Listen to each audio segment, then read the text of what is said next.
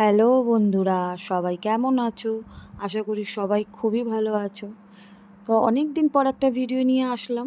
ভিডিওটা শেষ অবধি দেখো, খুবই ভালো লাগবে।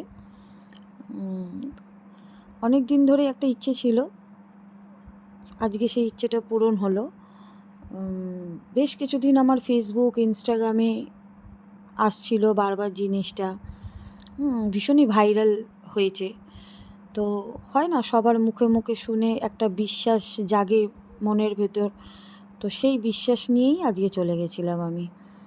তো এরপরেও আর একটা কথা, যে তোমাকে যদি মা না টানে তুমি কখনোই তার কাছে গিয়ে পৌঁছতে পারবে না।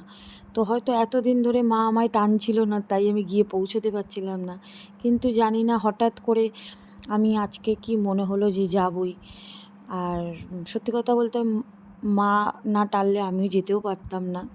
আমার একটু খারাপ অবস্থার মধ্যেও আমি মায়ের কাছে গেছি, মানে আমার শরীরের কন্ডিশনটা খুব একটা ভালো নয়, তারপরেও আমি মায়ের কাছে গেছি শুধুমাত্র মাকে দর্শন করার জন্য। আর নিজের ইচ্ছেগুলোও জানালাম, নিজের যা কিছু মনের কথা মাকে জানালাম।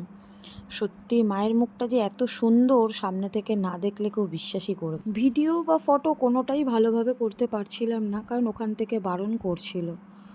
তো একটাই কথা বলবো আমি, মনে ভক্তি আর বিশ্বাস নিয়ে যাও, মা অবশ্যই মনের ইচ্ছে পূরণ করবে। জয় মা মনসা।